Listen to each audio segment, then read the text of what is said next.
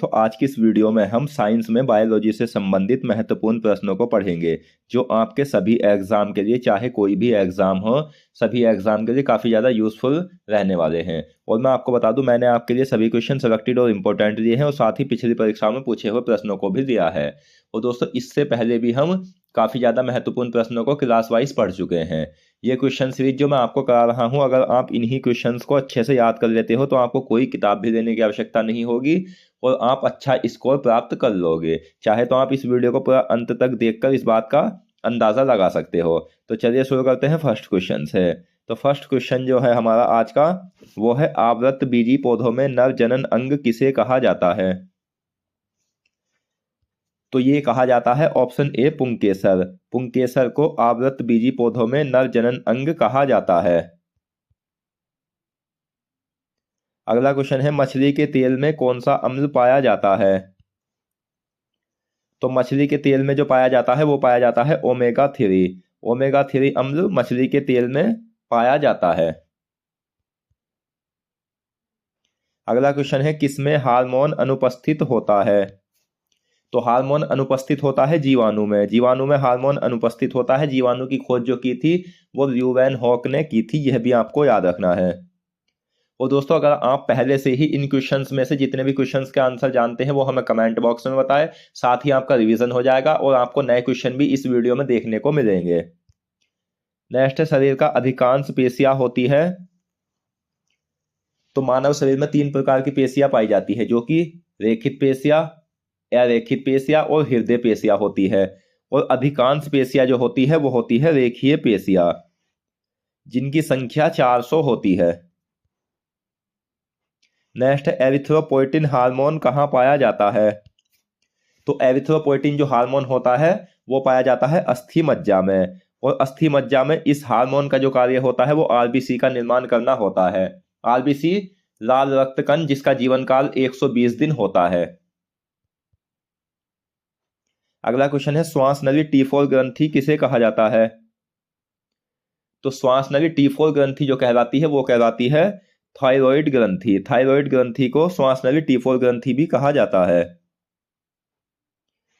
Goitre, जिसे गलगंड रोग भी कहा जाता है, किसकी कमी से होता है? तो ये होता है दोस्तों आयोडीन की कमी से, और यह गले से संबंधित रोग है। अगला क्वेश्चन है प्लाज्मा का रंग कैसा होता है? तो प्लाज्मा क्या होता है मैं आपको बता दूं, मानव शरीर में पाया जाने वाला जो रक्त में पाया जाने वाला जो तरल पदार्थ होता है वो प्लाज्मा होता है, जो रक्त के संपूर्ण भाग का 55% होता है। और मैं आपको बता दूं दोस्तों कि इसका जो रंग होता है वो हल्का पीला होता है। ऑप्शन बी सही आंसर है। अगला क्वेश्चन है मानव शरीर में कुल कितनी रेखीय पेशियां पाई जाती है? तो रेखीय पेशियों को रेखित पेशियां भी कहते हैं और ये मानव शरीर में कुल 400 पाई जाती है। नेक्स्ट है कौन सा हार्मोन आरबीसी उत्पादन को बढ़ावा देता है? तो वह हार्मोन कौन सा है जो आरबीसी के उत्पादन को बढ़ावा देता है? वो होता है एरिथ्रोपोइटिन हार्मोन। ऑप्शन ए सही आंसर है। दोस्तों जो मैं क्वेश्चन सीरीज आपको करा रहा हूं, इस क्वेश्चन सीरीज में आपको 4 से 5,000 क्वेश्चन मैं आपको कराऊंगा। अभी तक हम 900 के आसपास प्रश्नों को पढ़ चुके हैं और हम इसमें 1000 प्रश्नों को पढ़कर आगे स्टैटिक जीके पढ़ेंगे। तब तक आप इन्हें कंप्लीट कर लेना, उसके बाद फिर से हम बायोलॉजी से संबंधित आगे और अन्य महत्वपूर्ण प्रश्नों को पढ़ेंगे। अगला क्वेश्चन है इंसुलिन अग्नाशय की किस कोशिका से बनता है? तो इंसुलिन क्या है? इंसुलिन एक जंतु हार्मोन होता है जिसकी कमी से मधुमेह यानी डायबिटीज रोग हो जाता है। और यह किस कोशिका से बनता है? तो यह बनता है अग्नाशय की बीटा कोशिका से। नेक्स्ट, कर्णपटी झिल्ली का अन्य नाम क्या होता है? तो कर्णपटी झिल्ली का जो अन्य नाम होता है वो होता है ईयर ड्रम। ईयर ड्रम कर्णपटी झिल्ली का अन्य नाम होता है। अगला क्वेश्चन है वह पेशियां जो तंत्रिका तंत्र के नियंत्रण में होती है क्या कहलाती है? तो वे पेशियां जो तंत्रिका तंत्र के नियंत्रण में होती है वह कहलाती है रेखित पेशियां, यानी कि ऐच्छिक पेशियां। ऐच्छिक पेशियां किसे कहते हैं? जो मनुष्य के नियंत्रण में होती है, यानी जो मनुष्य की इच्छा अनुसार कार्य करती है। जैसे हाथ मान लो, हाथ मनुष्य की इच्छा के अनुसार कार्य करता है, हृदय जो है वो अनैच्छिक पेशिया होती है। हृदय अपनी अनुसार कार्य करता है, मनुष्य के अनुसार कार्य नहीं करता है। नेक्स्ट, ऑडिटरी अंग संबंधित है। तो ऑडिटरी अंग जो संबंधित है वो संबंधित है सुनने से। सुनने से ऑडिटरी अंग संबंधित है। अगला क्वेश्चन है, डब्ल्यूबीसी की आकृति किसके समान होती है? तो डब्ल्यूबीसी क्या है? मानव शरीर में पाए जाने वाले रुधिराणु, आरबीसी, डब्ल्यूबीसी और प्लेटलेट्स। इनमें डब्ल्यूबीसी जो होती है वो गश्ती सेना की भांति कार्य करती है, यानी कि जो शरीर में विषैले पदार्थ पाए जाते हैं उन्हें ये नष्ट करती है। और इसकी जो आकृति होती है वो अमीबा के आकार की होती है। और रंग जो होगा डब्ल्यूबीसी का वो श्वेत रंग होता है, यह भी आपको याद रखना है। और दोस्तों ये अपने आकृति बदलने के लिए जानी जाती है, यानी ये डब्ल्यूबीसी अपनी आकृति बदलती रहती है। नेक्स्ट, वयस्क मनुष्य में डब्ल्यूबीसी की संख्या कितनी होती है?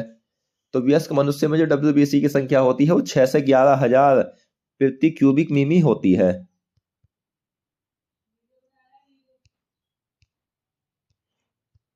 नेक्स्ट, रेखीय पेशिया को अन्य क्या कहा जाता है?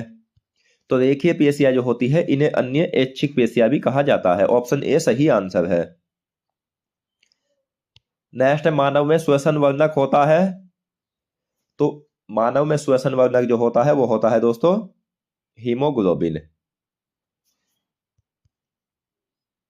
दोस्तों अगर आपको वीडियो पसंद आ रही है तो प्लीज वीडियो को लाइक करो, और साथ ही अगर आपको हमारी मेहनत पसंद आ रही है तो हमारे चैनल को सब्सक्राइब भी करें ताकि आने वाली सभी वीडियो की नोटिफिकेशन आप तक पहुंच सके।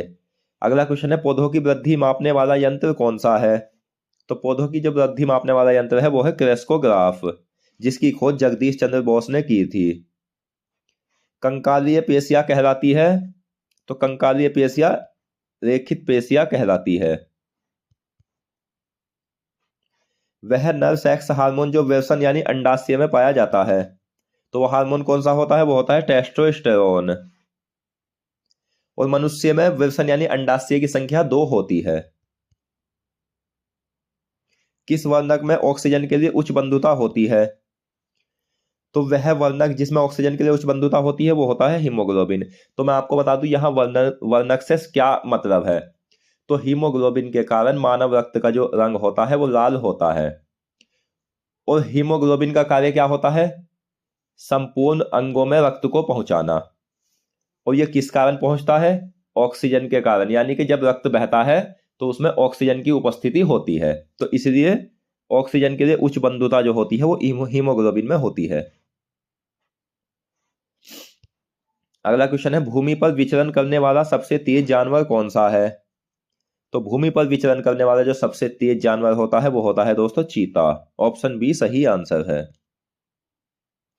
नेक्स्ट, किसका प्राथमिक उत्सर्जी उत्पाद यूरिक अम्ल होता है?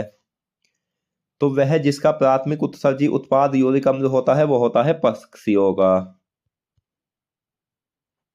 अगला क्वेश्चन, किसका प्राथमिक उत्सर्जी उत्पाद यूरिया होता है? तो ये होता है दोस्तों मनुष्य का। नेक्स्ट, क्रेस्कोग्राफ की खोज किसने की थी? तो पौधों की वृद्धि मापने वाला यंत्र है क्रेस्कोग्राफ, जिसकी खोज की थी जगदीश चंद्र बोस ने। वे पेशिया जो अग्रपाद, पश्चपाद तथा पीठ में पाई जाती है, तो वे पेशिया होती है दोस्तों रेखित पेशिया। और मैं आपको बता दूं पीठ में रेखित पेशिया सबसे ज्यादा पाई जाती है, 180 पेशिया। वह रेखित पेशिया जिससे अंग मुड़ता है, तो वे रेखित पेशिया होती है आकुंचनी, जिनसे अंग मुड़ता है। और वे रेखीय पेशिया जिनसे अंग सीधा होता है तो वे होती है प्रसारिणी।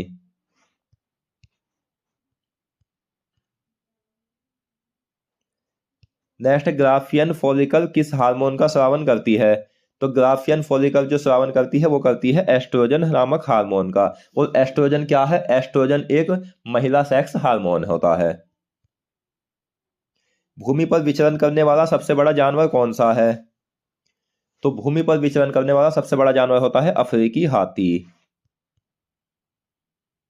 अगला क्वेश्चन, किसका प्राथमिक उत्सर्जी उत्पाद अमोनिया होता है? तो वह जिसका प्राथमिक उत्सर्जी उत्पाद अमोनिया होता है वो होता है गाय और मछली। नेक्स्ट, किस वर्ग के जानवरों की त्वचा शुष्क और ग्रंथि विहीन होती है? तो वह वर्ग जिसके जानवरों की त्वचा शुष्क और ग्रंथि विहीन होती है वो होते हैं सरीसृप। नेक्स्ट, प्राणियों में जनन अंग नर और मादा युग्मक उत्पन्न करते हैं, तो ये युग्मनज उत्पन्न करते हैं। अल्ट्रा फिल्ट्रेशन किस अंग से संबंधित है? अल्ट्रा फिल्ट्रेशन जो संबंधित है वो संबंधित है उत्सर्जन तंत्र से। नाड़ी की धड़कन यानी पल्स बीट मापी जाती है, तो ये धमनी से मापी जाती है। ये आपको याद रखना है कि जितनी हृदय की वो गति होगी उतनी ही धमनी की गति होती है। और जो ब्लड प्रेशर नापा जाता है वो बाएं हाथ की धमनी से मापा जाता है, यह भी आपको याद रखना है। वह जो अंगों से कार्बन डाइऑक्साइड को फेफड़ों में पहुंचाती है, तो वह होती है दोस्तों जो अंगों से कार्बन डाइऑक्साइड को फेफड़ों में पहुंचाती है, हीमोग्लोबिन।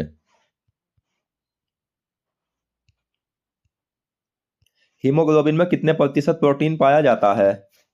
तो हीमोग्लोबिन में प्रोटीन की अगर हम बात करें तो ये पाया जाता है 70%। हीमोग्लोबिन में 70% प्रोटीन पाया जाता है। तो दोस्तों आज की इस वीडियो में हमने बायोलॉजी से संबंधित महत्वपूर्ण प्रश्नों को पढ़ा और मैं आशा करता हूँ क्वेश्चन आपको अच्छे से समझ आ गए होंगे। तो